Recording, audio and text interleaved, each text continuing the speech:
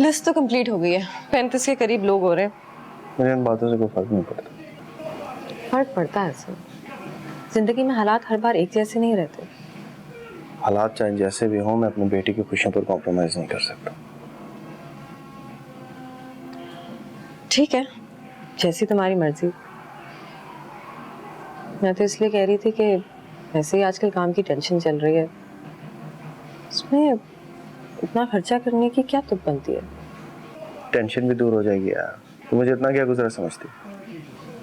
नहीं, मैं जानती हूँ कि तुम बहुत जल्द इस सिचुएशन से खुद को बाहर निकाल लोगे। एक बार पता चल जाए ना कौन है इस सब के पीछे, फिर देखना। खुद तो हिलकर कुछ करते नहीं है, दूसरों की तरक्की से भी चलता है। लेकिन मेरे बॉस को बहुत ट्रस्ट है मुझ पर।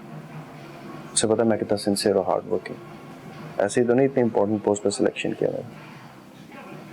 हसन, सब ठीक तो हो जाएगा ना? ऑफ कोर्स यार, सब ठीक हो जाएगा, रिलैक्स।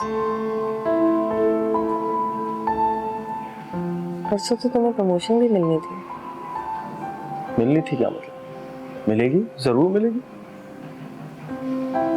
देख लो कहीं फिर से लेट नहीं हो जाना। शाम को है यार, पहुंच जाऊंगा मैं। Don't worry.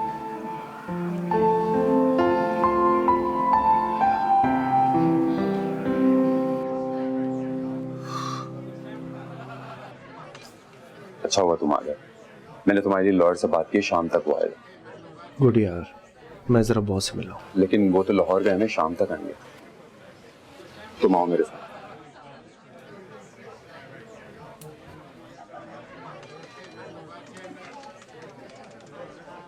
यार आई एम वेरी वरीड यार, इस सारे चक्कर में कहीं मेरी प्रमोशन ना रुक जाए। मैंने एचआर में पता करवाया, तुम्हारा प्रमोशन लेटर बिल्कुल रेडी है, सिर्फ बॉस की सिग्नेचर बाकी है।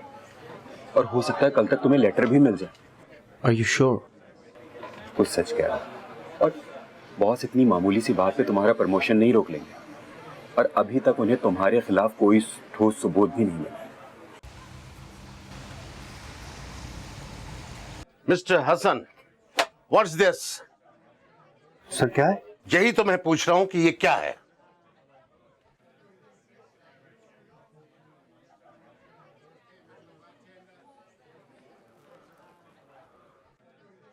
सर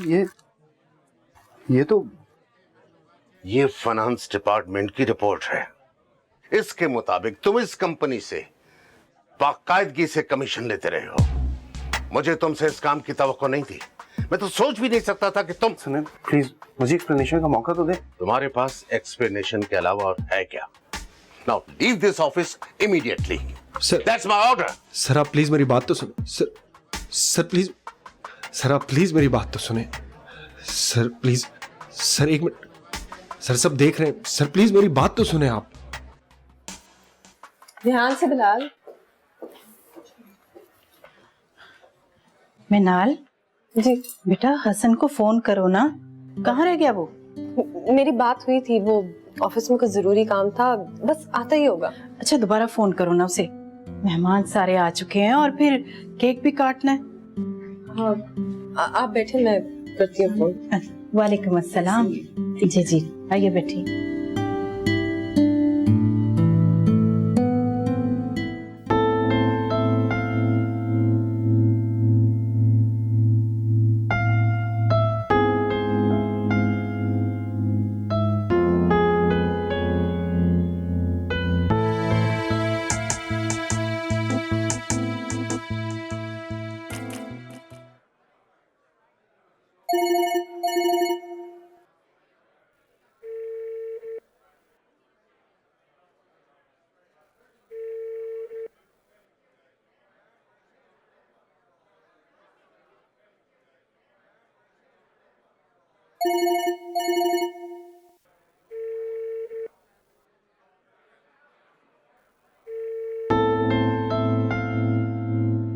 सर आप प्लीज मुझे सिर्फ 2 दिन का वक्त दीजिए।